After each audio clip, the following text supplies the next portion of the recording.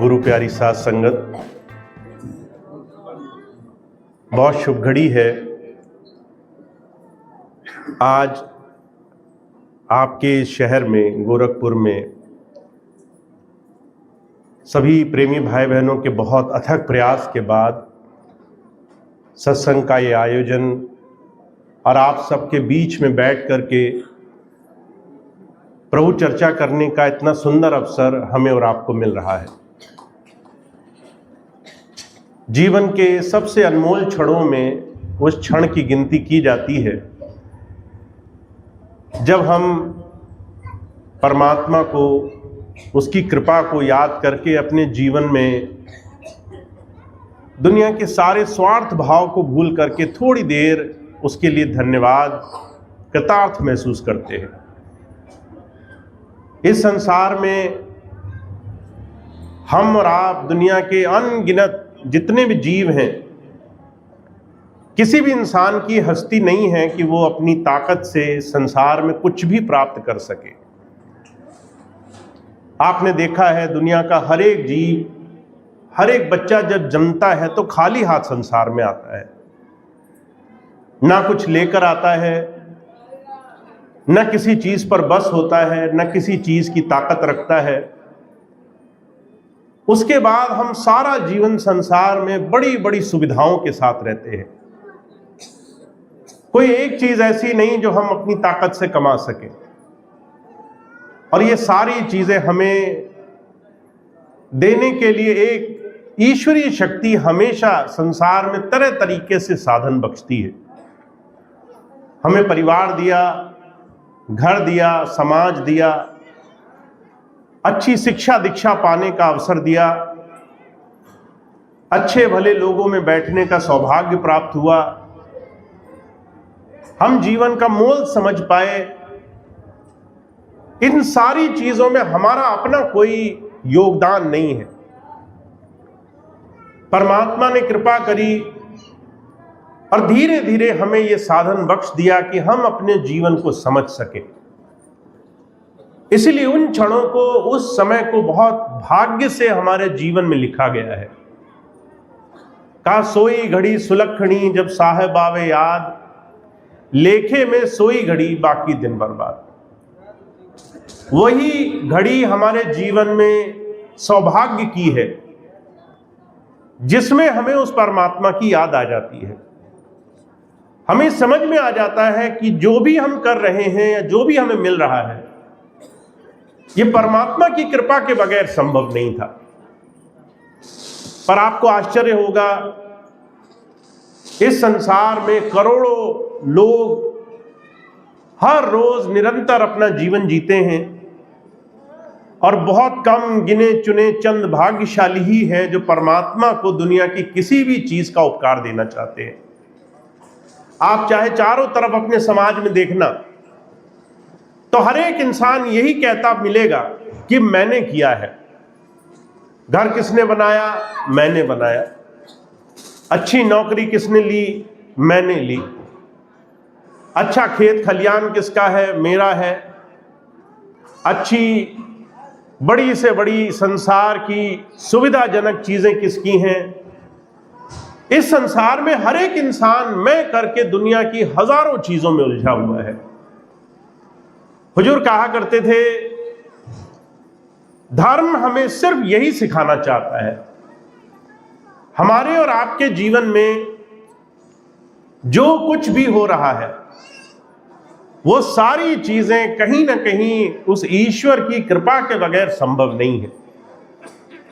ईश्वर कृपा ना करे, अगर परमात्मा दया ना करे तो हमारी एक सांस पर भी बस नहीं है। हमारी जो सांस हर क्षण बाहर जाती है वो वापस ना आए, हम इतनी ताकत भी नहीं रखते।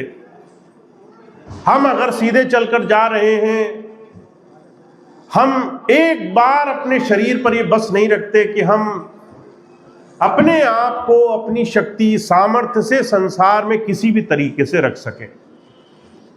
इसीलिए जब किसी संत महापुरुष के पास आप जाएंगे तो संत महापुरुष हमें सबसे पहले सिर्फ एक चीज की तरफ जुड़ना सिखाता है, तुम अपने जीवन में जब भी प्रभु भक्ति करोगे, अपने हृदय को उस प्रभु के आगे समर्पण करके, शरणागत होकर के कर पाओगे। जब तक तुम्हारा मैं, तुम्हारा अहम, तुम्हारा अंतःकरण, तुम्हारा हृदय नहीं झुकेगा उस परमात्मा के आगे, तब तक तुम संसार में भक्ति नहीं कर पाओगे। मैं आपको बड़ी सुंदर एक घटना सुनाता हूं। हालांकि आपने कई बार ये घटना सुनी होगी, पर आप इसको कुछ अलग दृष्टि से देखने की कोशिश करना। कई बार मैं देखता हूं बहुत से लोग प्रयास करते हैं कि किसी बाहरी तरीके से संसार में धार्मिक दिखाई दे। इसलिए मैं कई बार सबको कहता हूं, कभी भी कोई भी ऐसा काम जो आपको ये छलावा पैदा करे कि आप धर्म से जुड़े हो, वो कभी मत करना। क्योंकि अगर आपको ये भ्रम हो गया कि आप बहुत अच्छे हो, तो आप सही चीज की तरफ कभी नहीं जा पाओगे। मेरे पास बहुत से लोग आते हैं, तो मैं उनसे कहता हूं कभी पैर मत छूना। पैर छूने से गुरु को अभिमान होगा मैं कुछ दे रहा हूं, शिष्य को अभिमान होगा मैंने सब कुछ अर्पण कर दिया। पर अर्पण करने में शरीर और आत्मा का, दोनों का जमीन आसमान का फर्क है। स्वामी जी एक बड़ी सुंदर घटना सुनाया करते थे, वो घटना मैं आपके सामने रखता हूं। बलख बुखारे का बादशाह था, उसके अंदर शौक हुआ, ये लगन लगी कि मैं भी जानना चाहता हूं परमात्मा क्या है। पर राजा था, राजपाट छोड़ के कहीं जाता नहीं था। सवा मन फूलों की सेज पर रोज उसका बिस्तरा लगता था, बड़े ऐशो आराम का जीवन जीता था। पर जब भी बात करता तो परमात्मा की भक्ति की करता। तो एक दिन कबीर साहब को ये बात पता चली कि एक आदमी बात तो परमात्मा की भक्ति करता है, पर कभी भी अंदर से शरणागत क्या है ये समझ नहीं पाएगा। तो कबीर साहब ने उसे दर्शन दिए। अब आप कल्पना करिए, कहां काशी और कहां बलख, अफगानिस्तान की तरफ। कबीर साहब इतनी दूर गए, बादशाह के महल में उसको दर्शन दिए। और जब दर्शन दिए तो बादशाह चौंक गया कि महल की छतों पर ये कौन अनजान व्यक्ति घूम रहा है। बादशाह ने पूछा कबीर साहब से, तुम यहां कौन, कैसे आए? कबीर साहब कहने लगे, मेरे ऊंट गुम हो गए हैं। मैंने सोचा ये सबसे सुरक्षित जगह है, महल है, सबसे साफ सुथरी जगह है, यहीं होंगे। तो बादशाह बहुत हंसा, कहने लगा यहां परिंदा पर नहीं मार सकता, यहां मेरी इजाजत के बगैर एक पंछी नहीं आ सकता, तुम कह रहे तुम्हारे ऊंट चढ़ाए। जब ये बात कही तो जो है बादशाह को कबीर साहब ने ज्ञान दिया और कहने लगे कि अगर तुम्हें जो है परमात्मा को पाना है तो वो भी सवा मन फूलों की सेज पर नहीं मिल सकते। अगर महलों की छतों पर ऊंट नहीं मिल सकते तो परमात्मा भी सुख सुविधा, आराम, तसल्ली की लालसा में नहीं मिल सकता। और ये कह करके कबीर साहब वहां से विलुप्त हो गए। अब उनकी चाह में, कबीर साहब के दर्शनों की इच्छा में, इस बात की चाह में कि वो महात्मा कौन था, बलख बुखारे के बादशाह को इतनी दूर सफर करना पड़ा, काशी तक आना पड़ा। और जब वो कबीर साहब के पास आया, बादशाह हो करके उसने मन में सिर्फ एक भाव रखा कि मैं शरणागत हो जाऊं। मैं सिर्फ आपको ये बताना चाहता हूं शरणागत होना क्यों और कितना जरूरी है। बादशाह के मन में ख्याल आया कि मैं शरणागत हो जाऊं तो मुझे सब मिल जाएगा। अगर मैंने सुख सुविधा, दुनिया की तसल्ली, दुनिया के बड़े बड़े साधन छोड़ दिए तब तो मुझे सब मिल जाएगा। बादशाह गया कबीर साहब का शिष्य होने का भाव लेकर के, कहने लगा महाराज मैं आपका शिष्य होना चाहता हूं। कबीर साहब ने कहा तुम्हें सेवा करनी पड़ेगी एक आम आदमी की तरह, कोई सुख सुविधा नहीं मिलेगी, कोई अच्छी चीजें नहीं हैं, एक आम आदमी की तरह आश्रम में रहो, सेवा करो। बादशाह ने सब मंजूर कर लिया, सुख सुविधाएं छोड़ दी, आराम छोड़ दिया, शरीर से वो हर एक वो काम करने लगा जो कोई भी सेवादार करता है। आश्रम में रह करके बड़े आम साधारण से काम करके गुजारा करता था। अब इसे आप शरणागत मान सकते हैं। आप क्या कहेंगे? कोई गया सेवा करने के लिए और शरीर से सेवा करने लगा तो ये शरणागत हो गया। पर शरणागत तब तक नहीं होता जब तक आप मन से उस प्रभु के आगे अपना सब कुछ झुकाने वाले नहीं बन जाते। शरीर से तो दुनिया झुक रही है सब जगह, कोई तीर्थों पर जा रहा है, कोई मूर्ति के आगे झुक रहा है, कोई तरह तरह से अलग अलग जा करके अनुष्ठान कर रहा है। शरीर से सारी दुनिया भक्ति कर रही है और उसके बाद भी किसी के अंदर प्रभु का एक कतरा भी अंदर प्रकट नहीं हो रहा। क्योंकि हुजूर कहा करते थे, शरीर से भक्ति करना होता तो संसार में हर एक इंसान, बड़े से बड़े धनी लोग पहले ही परमात्मा के दरबार पहुंच चुके होते। क्योंकि जिनके पास ज्यादा पैसा है, जो ज्यादा धनी है, जो ज्यादा संपन्न है, उनके लिए तो बड़े बड़े अनुष्ठान करना कोई मुश्किल काम नहीं। वो तो एक क्षण में वो काम कर सकते हैं जो साधारण व्यक्ति नहीं कर सकता। पर शरणागत हमेशा से मन से सब कुछ छोड़ करके अर्पण करने का एक बड़ी ऊंची व्यवस्था का नाम रहा। बादशाह ने जब शरणागत के भाव से आश्रम में रहना शुरू किया तो कबीर साहब उससे रोज साधारण से साधारण काम कराया करते थे। एक दिन माता लोई कबीर साहब के पास कहने लगी, बादशाह है और आपके दरबार में, आपके आश्रम में चाकरी करता है, आपने इसकी बड़ी बुरी हालत कर दी, आप इसे नाम क्यों नहीं दे देते? तो कबीर साहब कहने लगे, अभी ये तैयार नहीं हुआ। जब माता लोई ने इस बात को पूछा तो कबीर साहब ने माता लोई को कहा कि तुम कल इसकी परीक्षा लेना। बादशाह को अगले दिन कहा कि तुम अगले दिन आओ, नाम मिलेगा। अगर तुम सही समय पर नहा धो के स्वच्छ होके आ गए तो नाम मिल जाएगा। बादशाह बहुत खुश हुआ। बड़े दिनों के बाद नाम लेने की, कबीर साहब ने नाम देने की बात कही। जब बादशाह कबीर साहब के पास जाने लगा तो माता लोई को जो आदेश था, जो भी उन्हें गंदी चीज, धूल धक्कड़ जो भी मिले वो बादशाह के ऊपर से डाल देना। बादशाह के ऊपर जैसी धूल, गंदगी, तरह तरह की खराब चीजें डाली गई तो बादशाह के अंदर जो अहंकार भरा था वो फौरन फूट पड़ा और बादशाह के मुंह से वचन निकले, जिसने ऐसा किया अगर वो बुखारे में करता तो मैं उसकी खाल खिंचवा लेता। हुजूर कहा करते थे, हर एक इंसान ऊपर से चाहे कितना ही संत क्यों ना मालूम पड़े, अंदर से मन काम, क्रोध, लोभ, मोह और अहंकार के इन तमाम चोरों से भरा हुआ है।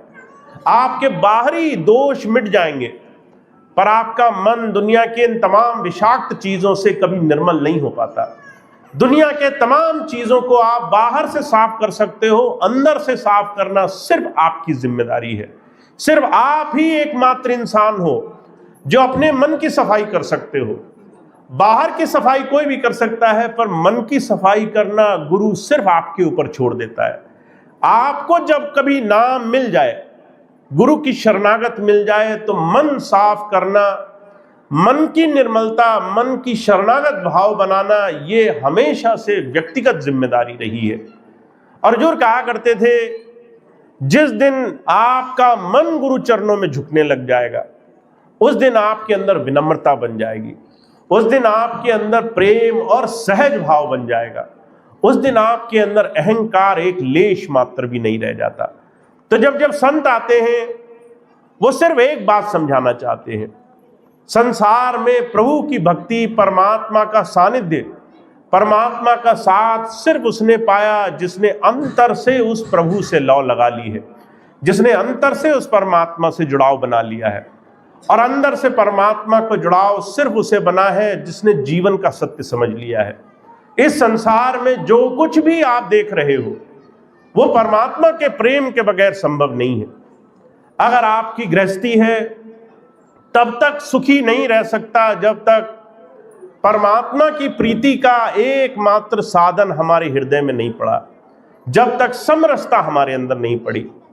हुजूर कृपाल सिंह जी महाराज बड़ी सुंदर बात कहा करते थे, इंसान की एक छोटी सी फितरत है, वो प्रेम में भी स्वार्थ ढूंढ लेता है, प्रेम में भी अपना और पराया ढूंढ लेता है। फर्ज करिए आप अपने बच्चों से प्रेम करते हैं, आपके बच्चे अगर पड़ोसी के बच्चे से लड़ाएं तो आप अपने बच्चों को बचाने के लिए पड़ोसी से रोज लड़ाई लड़ेंगे। क्यों लड़ेंगे? क्योंकि आपके मन में प्रेम की परिभाषा सिर्फ अपनेपन तक सीमित है। आपके दिमाग में है मेरा बच्चा, उसकी रक्षा, उसकी सुरक्षा। आप उसकी सुरक्षा के लिए, उसके प्रेम के लिए चाहे कितनी लड़ाइयां लड़नी पड़े उस लड़ाई को लड़ेंगे। हुजूर कहा करते थे कुछ लोग अपने आप से प्रेम करते हैं, कुछ लोग अपने बच्चों से, अपने परिवार से प्रेम करते हैं, कुछ लोग अपने समाज से प्रेम करते हैं, कुछ लोग अपने देश से प्रेम करते हैं। और जब भी आप ये प्रेम की सीमा बांध देंगे तब आप देखेंगे कहीं ना कहीं बहुत बड़ी लड़ाइयां लड़ी जाएंगी। अगर अपने परिवार से प्रेम कर रहे हो, जो उस परिवार से जरा सी भी भिन्नता रखेगा उससे लड़ाई होगी, जो तुम्हारे समाज के खिलाफ कुछ बोलेगा उससे लड़ाइयां होंगी, जो तुम्हारे देश के खिलाफ बोलेगा उससे लड़ाइयां होंगी। हुजूर कहा करते थे अगर तुम्हें ये समझ में आ जाए कि दुनिया का हर एक कतरा उस परमात्मा के बगैर जीवित नहीं रह सकता, तो तुम्हारे जीवन में प्रेम के अलावा कुछ बचेगा नहीं। और बड़ी एक सुंदर सी महाराज जी घटना सुनाया करते थे। कहा करते थे अगर तुम्हारे दांत गलती से तुम्हारी जीभ को काट ले, कई बार नहीं हो जाता, हम बात करते हैं और बात करते करते हमारी जीभ हमारे ही दांतों से कट जाती है, तो महाराज जी कहा करते थे अगर तुम्हें इस बात का एहसास हो कि तुम्हारे दांत से तुम्हारी जीभ कट गई तो सबसे पहली चीज तुम क्या करते हो? क्या तुम पत्थर ढूंढते हो कि इस दांत को तोड़ दूंगा मैं जिसने जीभ काटी? क्या तुम ऐसा करते हो? अगर आप विचार करोगे तो आप पाओगे कि कभी भी आप दांतों का दोष नहीं निकालते, फौरन क्षमा कर देते हो। क्षमा करने का भाव भी बहुत दूर का रहा। आप फौरन विनम्रता में, कष्ट और पीड़ा में अपने जीव के दुख की तरफ चले जाते हो। दांत के बारे में तो सोचते तक नहीं। जिसकी गलती थी उसको इतनी जल्दी क्षमा किया कि पता ही नहीं चला कि दोष किसका था। बस पीड़ा सह ली, पीड़ा सह करके कैसे पीड़ा समाप्त हो जाए, कैसे पीड़ा से पार हो जाए, इस भाव में लगे रहे। हुजूर कहा करते थे सिर्फ एक कारण है, आपके दांत भी थे और आप ही की जीभ भी थी, दोनों को आपने अपना माना था, इसलिए कभी आपने किसी एक की गलती नहीं निकाली, कभी एक की बुराई नहीं करी, कभी एक की बड़ाई नहीं करी। हमारे जीवन में अगर हमें ये समझ में आ जाए ये संसार में, इस संसार की रचना में कोई एक चीज ऐसी ढूंढ कर दिखाओ जो उस परमात्मा की इच्छा के बगैर हुई हो। दुनिया का हर एक जीव उस परमात्मा का बना है। इसलिए हुजूर अक्सर एक बड़ी सुंदर घटना सुनाया करते थे। गुरु गोविंद सिंह जी महाराज हुए, धर्म की रक्षा के लिए उन्हें मुगलों से लड़ाई लड़नी पड़ी। मुगल ये चाहते थे कि जितने भी हिंदू धर्म को मानने वाले हैं वो धर्म परिवर्तन कर ले, मुसलमान बन जाए। मुसलमान बनने का मतलब ये था कि सबको अपनी तरीके, अपने संस्कृति, अपने संस्कार, अपने जीने के तरीके बदलने होंगे, अपने आप को वैसे ढालना होगा जैसे दूसरी संस्कृति है।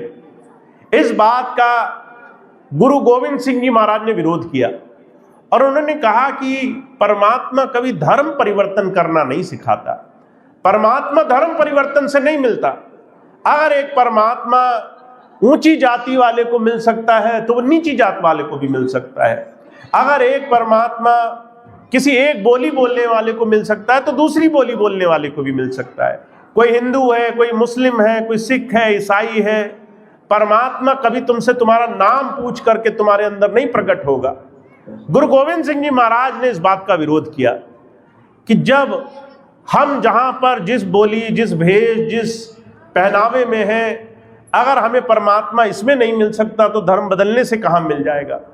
तो इस बात के खिलाफ एक बहुत बड़ा युद्ध हुआ इस भारतवर्ष में और धर्म परिवर्तन के लिए मुगलों ने तरह तरह की पीड़ा, तरह तरह की यातनाएं दी हिंदुओं पर।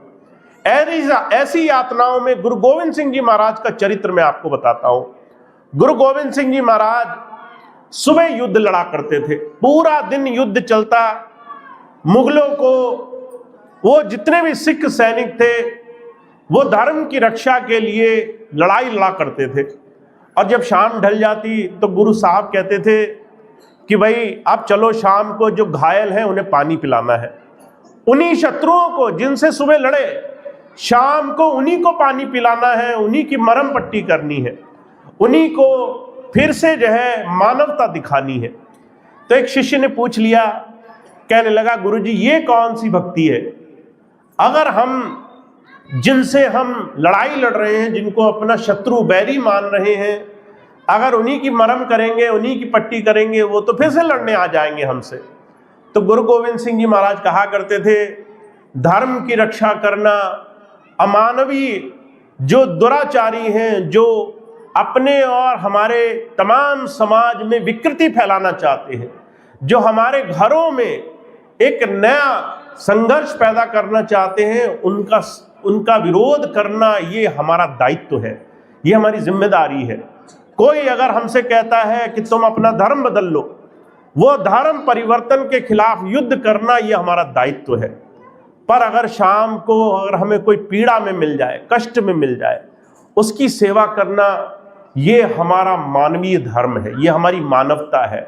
हम दूसरे की पीड़ा देख करके अगर चुप हो गए तो समझ लेना कि हम मानव नहीं कहलाएंगे, हम इंसान कहलाने योग्य नहीं रहेंगे। दूसरे की पीड़ा में अपना सुख त्याग देना ये हमेशा संतों की प्रवृत्ति रही है। तो जो कहा करते थे, संत हमें इस मनुष्य जीवन में बहुत ऊंचाइयों तक पहुंचाना चाहता है। वो कहता है, एक तो तुम साधारण तरीके से जी पाओगे। वो तरीका क्या है? तुम सिर्फ अपने घर के बारे में सोचोगे, तुम कभी अपने से ज्यादा किसी और के बारे में नहीं सोचोगे। पर गोस्वामी जी ने कहा है, सच्चा जीवन जीने का तरीका कुछ और है। कहा, परहित सरिस धर्म नहीं भाई, पर पीड़ा सम नहीं अदमाई। एक सच्चा जीवन अगर जीना चाहते हो तो तुम्हें अपने घर से थोड़ा बाहर निकलना पड़ेगा। जब तुम अपने घर से बाहर निकलोगे तो तुम्हें कोई दुखी दिखाई देगा, तुम्हें कोई सुखी दिखाई देगा। जब तुम्हें सुखी दिखाई दे तो उसके सुख में खुश हो लेना, और अगर कोई दुखी दिखाई दे तो उसके दुख से पीड़ा महसूस कर लेना। वो पीड़ा भी तुम्हें महसूस होनी चाहिए। अगर किसी की पीड़ा का कारण बने तो गोस्वामी जी कहते हैं, इससे बड़ा पाप कोई नहीं। और कहते हैं, अगर तुमने दूसरों का हित नहीं किया, दूसरे के हित के लिए कोई भी प्रयास नहीं किया, तो कहते हैं इससे बड़ा संसार में तुमने अवसर कोई नहीं खोया। इसीलिए तुम्हें परहित करने का जब भी अवसर मिले जरूर उसे धारण करो। अब आप सोचते होंगे हम परहित कैसे करेंगे? परहित करने के लिए तो बहुत पैसा चाहिए, परहित करने के लिए तो बहुत धनमाल चाहिए। हुजूर कहा करते थे, परहित करने के लिए हमेशा धन की आवश्यकता नहीं होती, इरादे की आवश्यकता होती है। आपके हृदय में भावना होनी चाहिए। हुजूर कृपाल सिंह जी महाराज के जीवन की घटना आती है। महाराज जी जब गुरु की तलाश में थे, हुजूर कृपाल सिंह जी महाराज की अपनी जीवनी कहती है, महाराज जी ने गुरु ग्रंथ साहब का पाठ किया और गुरु ग्रंथ साहब के हर एक शब्द में, हर एक पन्ने में एक ही बात लिखी थी कि जब तक तुम्हें गुरु नहीं मिलेगा तब तक जीवन में उद्धार नहीं होगा। का बिन गुरु भवजल तरे न कोई, जो विरंज शंकर सम होई। अगर भगवान शिव भी इस संसार में आ जाए मनुष्य शरीर धारण करके, तो संसार से वापस जाने के लिए किसी गुरु की, किसी मार्गदर्शक की आवश्यकता होगी। तो जब ये बात हुजूर कृपाल सिंह जी महाराज ने पढ़ी तो वो गुरु ढूंढा करते थे, गुरु कौन होगा। पर गुरु ढूंढना आसान नहीं होता। हुजूर कहा करते थे, 100 अंधे मिलके भी एक आंख वाले को नहीं ढूंढ सकते, और आंख वाला 100 अंधों को ढूंढ सकता है कि ये नहीं देख पा रहा और ये देख पा रहा है। पर किसी अंधे से कहो कि भाई मैं आंख वाले को ढूंढ लूं, वो बेचारा क्या ढूंढेगा?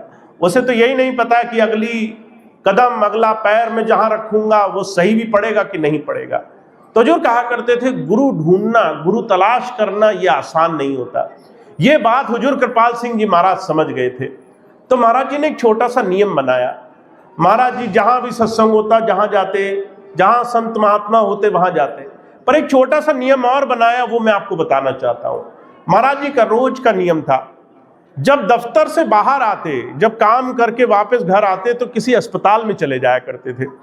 और अस्पताल जब जाते, सरकारी अस्पताल या गरीब जहां पर इलाज कराते हैं, तो थोड़े से फल या थोड़ी सी ऐसी चीजें खाने पीने की सामग्री लेकर अस्पताल में ऐसी जगह जाते, ऐसे मरीज को ढूंढते जो असहाय है, जिसको कोई नहीं पूछ रहा, जो बेचारा अकेला पड़ा है, जिसकी कोई हाल चाल पूछने वाला नहीं, और उसके पास जाकर थोड़ी देर बैठा करते थे, थोड़ी देर ढांढस बंधाते, थोड़ी देर हिम्मत देते, थोड़ी देर उससे बात करके उसको ताकत मिलती। महाराज जी कहा करते थे, सेवा करने के लिए, परहित करने के लिए पैसे की जरूरत नहीं होती, परहित करने के लिए इरादे की जरूरत होती है। तुम कैसे अच्छे भाव से किसी का दुख दूर करने का प्रयास कर रहे हो। अगर तुमने मीठी वाणी बोली, तुमने अच्छी बात बोली, उससे किसी का दुख दूर हो गया, तो बहुत बड़ा चमत्कार कर दिया तुमने।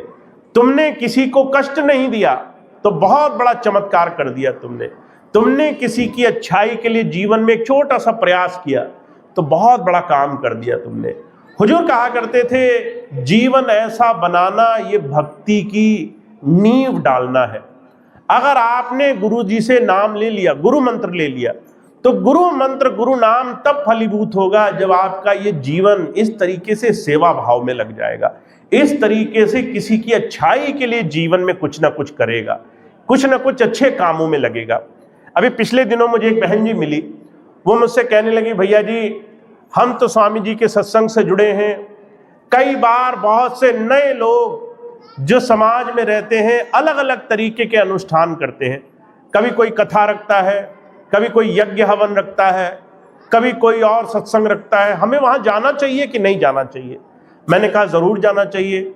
जब भी कोई धार्मिक अनुष्ठान कर रहा हो और आपको बुलाए, आप जरूर जाओ वहां पर। फिर कहने लगे, वो प्रसाद भी कहते हैं खाने को, प्रसाद लेना चाहिए कि नहीं लेना चाहिए। मैंने कहा आपके नियम के अनुरूप प्रसाद हो, यानी मांसाहार शराब न परोसी जाती हो, तो आप प्रसाद को सहर्ष स्वीकार कर सकते हो। फिर वो कहने लगी, इसमें फिर हमारे ऊपर कोई कर्जा तो नहीं चढ़ जाएगा। मैंने कहा तुम थोड़ा सा वहां पर अपनी कमाई में से थोड़ा सा दान करके जरूर आ सकते हो। तुमने देखा किसी ने तुम्हें अच्छे काम के लिए बुलाया, उसने भोजन दिया, थोड़ा सा कुछ वापस लौट के आओ। अगर ये काम तुमने कर दिया तो तुम कभी भी ये समझो तुमने किसी की अच्छाई में थोड़ा योगदान भी दिया, पर साथ साथ तुमने अपने जीवन में अपने आप को कर्जे से मुक्त भी रखा, अपने आप को तमाम तरह के कारणों से मुक्त भी रखा। क्योंकि वही जीवन में सही मायनों में अपने जीवन में अपने आप को धर्म से जोड़ सकता है, जो अपने आप के साथ साथ अपने चारों तरफ जीवन में भी एक सहजता, एक समरसता बनाए रखने में कामयाब है। तो आप और हम जिस सामाजिक जीवन में जी रहे हैं, इस सामाजिक जीवन में हमारा व्यवहार, हमारा आचरण बहुत मायने रखता है।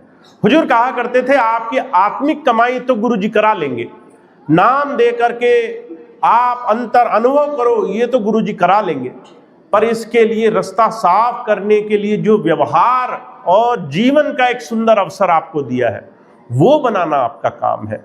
अगर आप हर रोज संसार में अलग अलग जगह जाकर जीवन जीते हो, वो जीवन कैसा होगा, उसके लिए आपको बहुत ज्यादा ध्यान देने की आवश्यकता है, उसके लिए आपको बहुत ज्यादा जीवन में संयम देने की आवश्यकता है।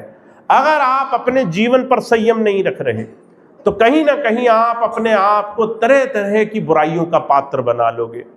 हुजूर कहा करते थे, शास्त्रों में इस बात का बड़ा सुंदर वर्णन किया गया है। कहा है, अगर आपको गृहस्थ मिला जीवन जीने के लिए, तो ये गृहस्थ आपको दोनों तरफ ले जा सकता है। गृहस्थ आपको प्रभु और परमात्मा की दया मेहर के नजदीक ले जा सकता है। यही गृहस्थ आपको संसार में हजारों लाखों बुराइयां कमाने का कारण भी बन सकता है। अगर आपने संयम सीखा है तो आपका जीवन बन जाएगा, अगर आपने संयम नहीं सीखा तो यही जीवन में हजारों बुराइयां आपकी बन जाएंगी। अब वो कैसे होगा? एक छोटी सी चीज जो महापुरुषों ने बहुत साफ लफ्जों में कही है। कबीर साहब कहा करते थे, काम तजे तो क्रोध न जाई, क्रोध तजे तो लोभा, लोभ तजे अहंकार न जाई, मान बढ़ाई शोभा। ये 5 चीजें हैं, काम, क्रोध, लोभ, मोह और अहंकार। ये 5 चीजें ऐसी हैं जो तुम्हारे चारों तरफ चक्कर लगाएंगी जब तुम गृहस्थ में रहोगे।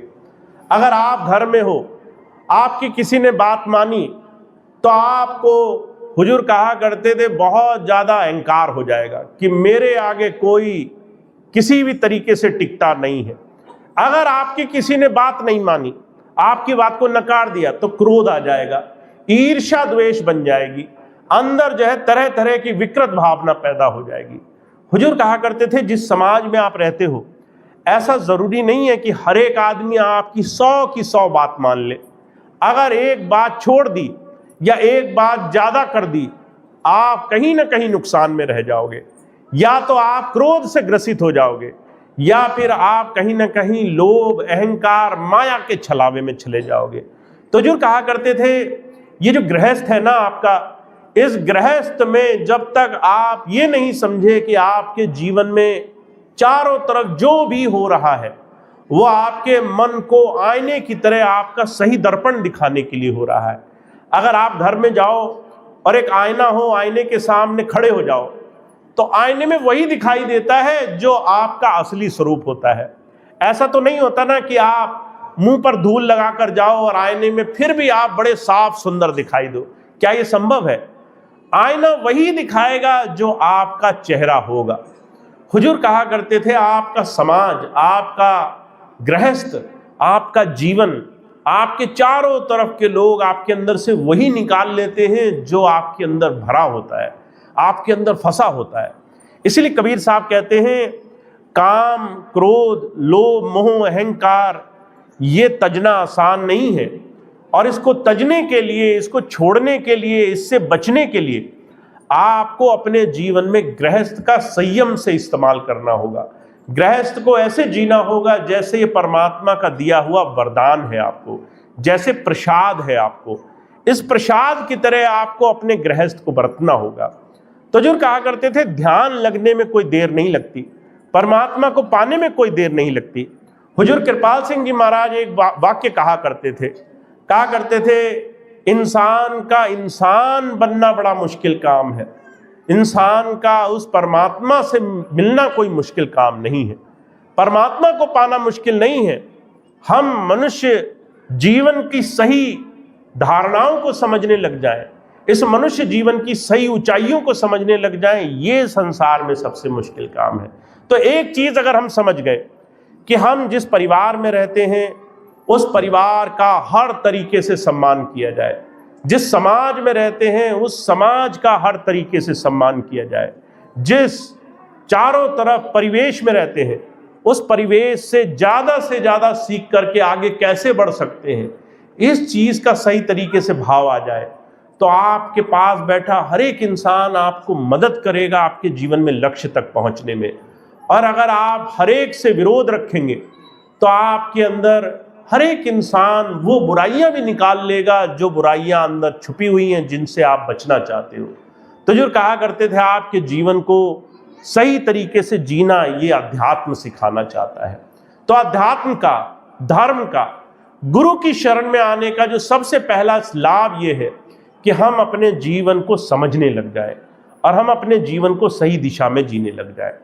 तो आप और हम बहुत भाग्यशाली हैं, हमें इतना सुंदर अवसर मिला है, हमें अपने जीवन में अपने जीवन को निखारने का अवसर मिला है। इस जीवन को निखारने के लिए आपको हर रोज अपने ऊपर ध्यान देना जरूरी है, हर रोज अपना ध्यान देना जरूरी है। अगर आपके लिए अपने लिए फुर्सत नहीं है, अगर 24 घंटे में आपके पास आधा घंटा नहीं है अपने लिए, तो आप जीवन का सारा समय ऐसे खर्च कर दोगे जैसे कोई बेगैरत चीज आपको मिली और उस चीज का आपको मोल नहीं रहा। तो जो कहा करते थे एक छोटा सा काम करना, अपने 24 घंटे में से थोड़ा सा समय अपने लिए निकालना, अपने उद्धार के लिए, अपने सुधार के लिए आधा घंटा अपनी परख करना, अपने आप को किसी एकांत जगह बिठाना जहां पर तुम्हें कोई भी आकर के थोड़ी देर के लिए परेशान न करे, और अपने अंदर अपने आप को देखने वाले बनना। वेद में एक बात कही गई है कि संत, एक ऋषि आपको दृष्टा बनाना सिखाना चाहता है।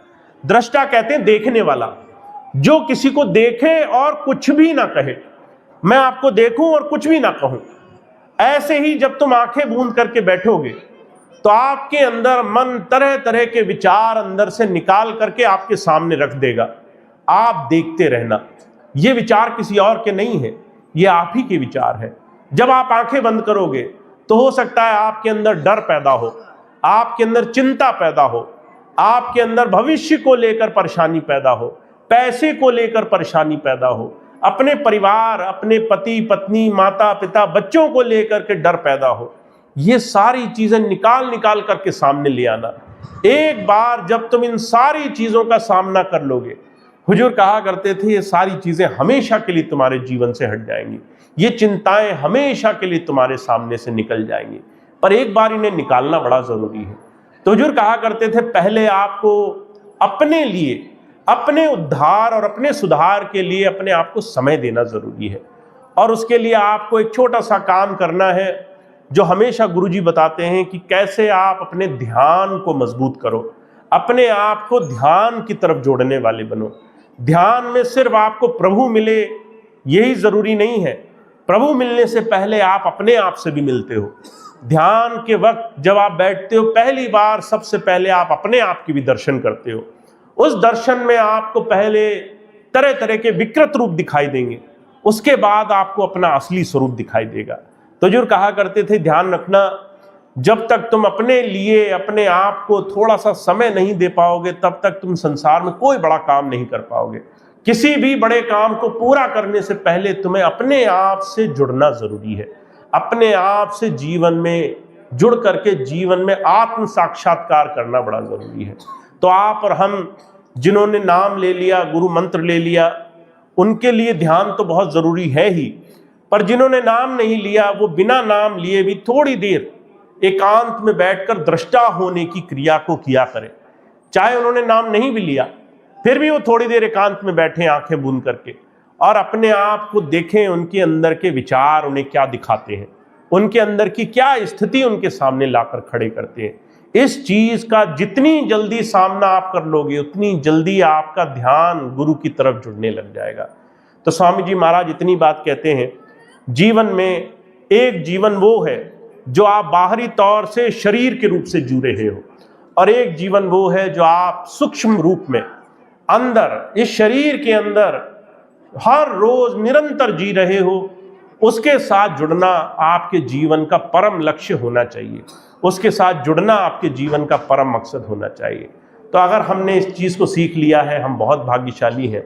रोज अपने दिनचर्या में हम कितना ध्यान पूरे मन पूरी इच्छा शक्ति से करते हैं ये हमारा नियम हो, और अगर हमने ये नहीं सीखा तो इसकी तरफ हम एक कदम बढ़ा करके इसको जीवन में उतारने का अवसर बनाएं। तो ये कुछ स्वामी जी महाराज की बात है, कैसे हम अपना जीवन बना सकते हैं। अब इतनी बात कह के मैं अपनी बात समाप्त करूंगा। आप सभी भाई बहनों का बहुत बहुत धन्यवाद है। आप सबने आज गोरखपुर में इस कार्यक्रम में अपना इतना सुंदर योगदान दिया। बहुत दूर दूर से आप यहाँ आए आज के सुंदर कार्यक्रम के लिए। अब आज का कार्यक्रम समाप्त होगा, एक प्रार्थना होगी, उसके बाद लंगर प्रसाद की व्यवस्था होगी। मैं इस सत्संग कार्यक्रम के साथ साथ एक छोटी सी चीज़ हमेशा और बताने की कोशिश करता हूँ। 2 मिनट का समय और लगेगा, वो बात मैं आपको और बता दूँ। हमारे बहुत से भाई बहन ऐसे हैं जो अपने शरीर की समस्याओं को लेकर के बहुत ज़्यादा परेशान रहते हैं।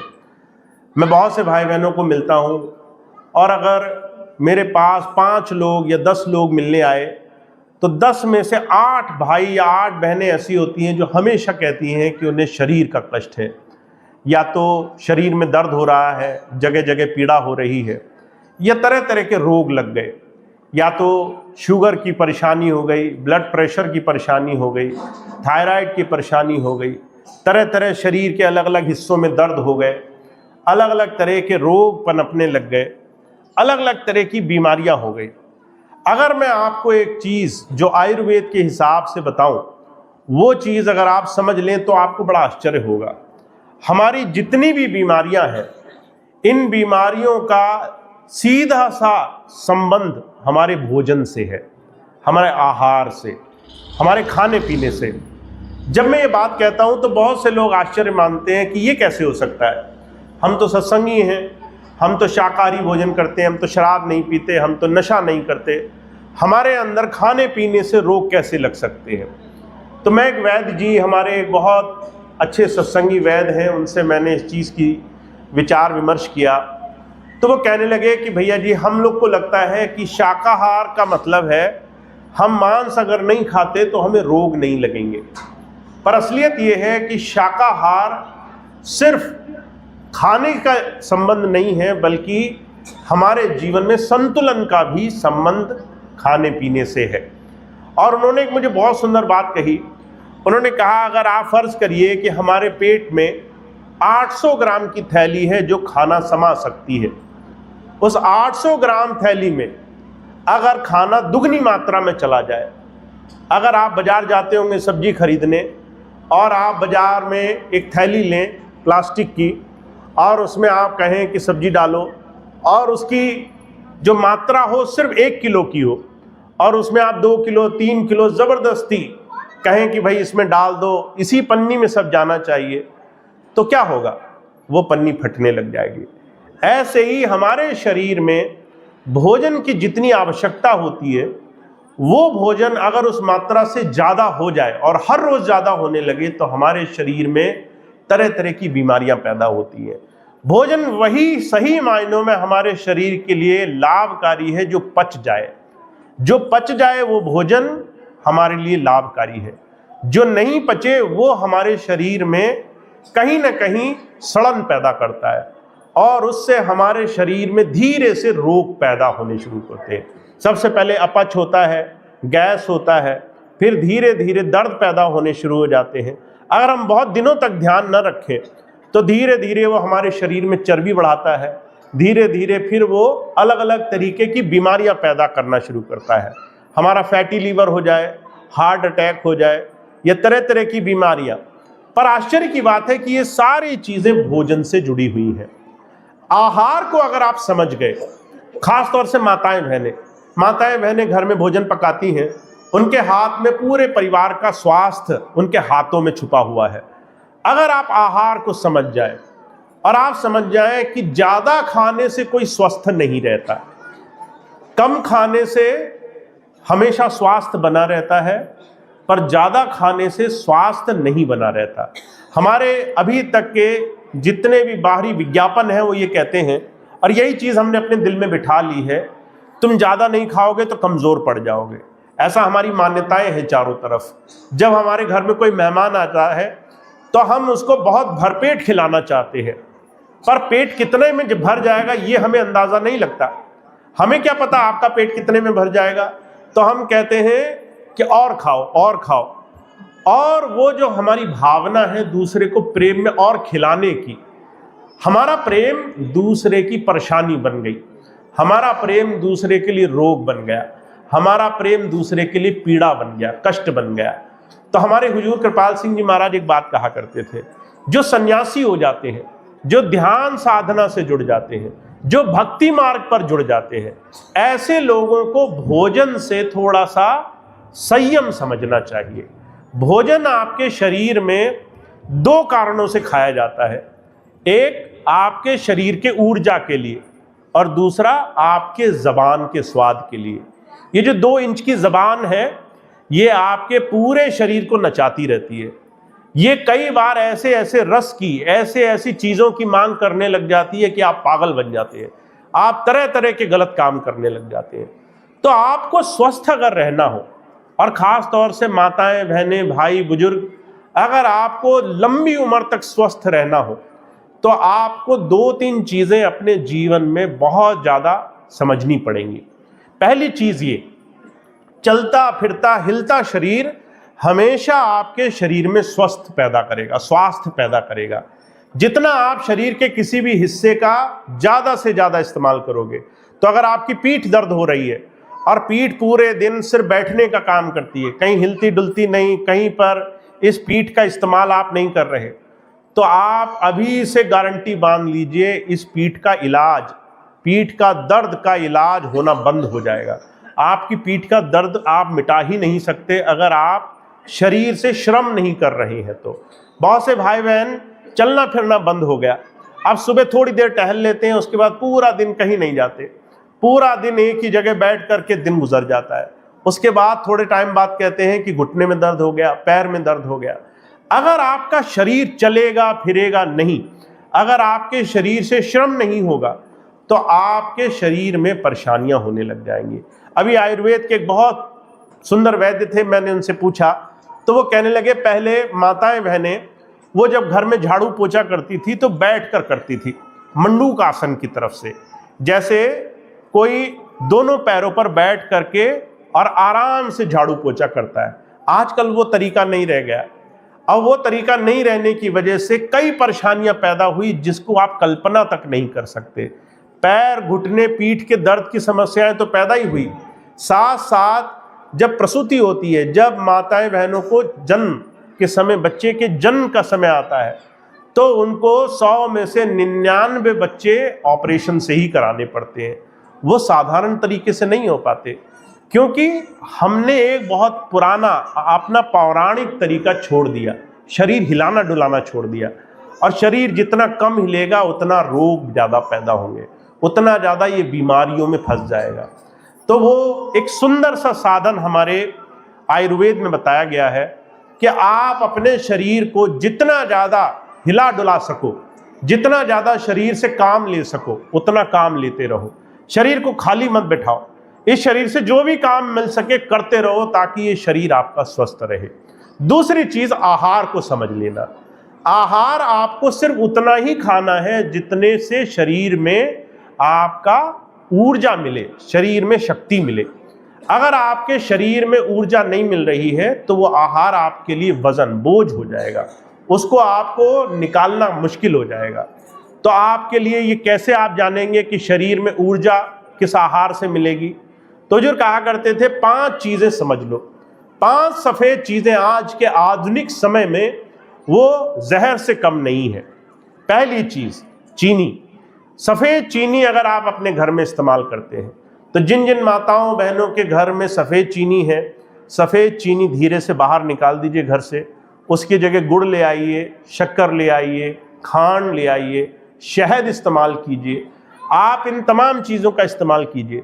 अभी हमारे यहाँ जिधर भंडारा होता है, हमने लोगों को मना किया कि चीनी का इस्तेमाल बंद कर दें, तो उन्होंने जितने भी प्रसाद बनाए, लंगर में जितने भी भोजन के बाद प्रसाद बनाए, वो भी गुड़ से बनवाए।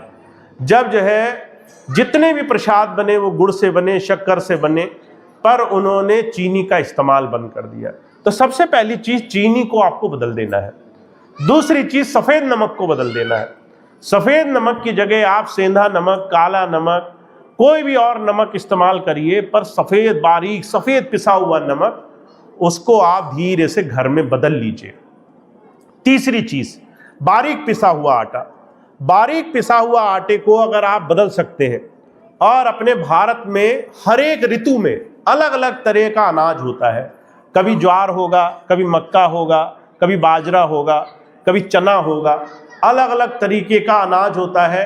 जो मौसमी अनाज हो उसका आप मोटा आटा पिसवाइए और आराम से घर में बैठ के उसको बड़े प्रेम से पूरे परिवार को उसको आप आराम से उस आटे का इस्तेमाल करके भोजन पका सकते हैं। पर जब आप बाजार से सिर्फ गेहूं लेकर आते हैं, गेहूं का बारीक पिसा हुआ आटा आप खाते हैं, तो वो आटा जो है आपके शरीर में धीरे धीरे ऐसे ऐसे रोग पैदा कर देता है, जिससे आप कई बार अपने समय को, अपने जीवन को समझ ही नहीं पाते कि बीमारी किस चीज़ से पैदा हुई। गेहूं उनमें से एक बहुत बड़ा कारण है।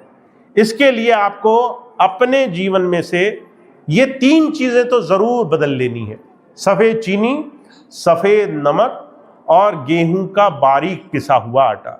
ये 3 चीज़ें आप बदल लीजिए। उसके बाद चौथी चीज़ अगर आप बदल सकते हैं, वो है दूध।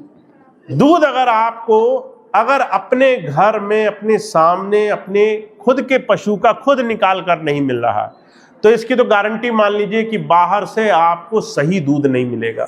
सही दूध नहीं मिलेगा तो सही आपको पोषण नहीं मिलेगा। जिसको आप दूध मानकर बच्चों को दे रही हैं या खुद पी रहे हैं, वो दूध नहीं बल्कि कई रसायनों का मिला हुआ सिर्फ एक ऐसा दूध के नाम पर व्यापार है जो आप अपने शरीर को दे रहे हैं।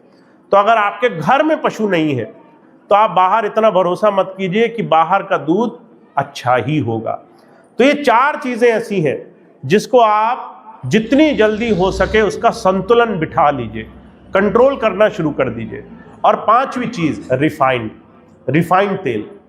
हमारे महाराज जी एक बात कहते हैं, जिस तेल को आप शरीर पर लगा नहीं सकते उस तेल को आप शरीर को खिलाओ भी मत। तो अगर आप देखें घी लिया आपने, देसी घी, आप उसे शरीर पर लगा सकते हैं कि नहीं लगा सकते? लगा सकते हैं। आप सरसों का तेल लें, आप मूंगफली का तेल लें, आप कोई और तेल लें, वो आप शरीर पर लगा सकते हैं। पर रिफाइंड आप शरीर पर लगाएंगे तो शरीर की त्वचा वो जो है चिमटने लग जाएगी। रिफाइंड को आप शरीर के ऊपर नहीं लगा सकते। तो जो शरीर के ऊपर नहीं लगा सकते वो शरीर को अंदर दोगे तो शरीर की हालत क्या हो जाएगी। रिफाइंड लोग सस्ते के चक्कर में बहुत इस्तेमाल करते हैं, पर सस्ते के चक्कर में ऐसा बीमार नहीं पड़ना है कि हम लाखों रुपया डॉक्टर को दें उसके बाद भी शरीर स्वस्थ ना रह सके। तो 5 चीज़ें मैंने बताई आपको, आप इन 5 चीज़ों को नोट कर लें, सबको बताएं ताकि लोग अपने आप को स्वस्थ रखें। शरीर अच्छा रहेगा तभी बड़े काम कर पाओगे, तभी बड़े बड़े सेवा के काम कर पाओगे, तभी कुछ अच्छा कर पाओगे समाज में। अगर शरीर ही स्वस्थ नहीं रहा तो जीवन में सारे काम मुश्किल हो जाएंगे। तो इससे इतनी बात मुझे आपको कहनी थी। अब इतनी बात कह के मैं अपनी बात समाप्त करूंगा। आप सबका बहुत बहुत धन्यवाद।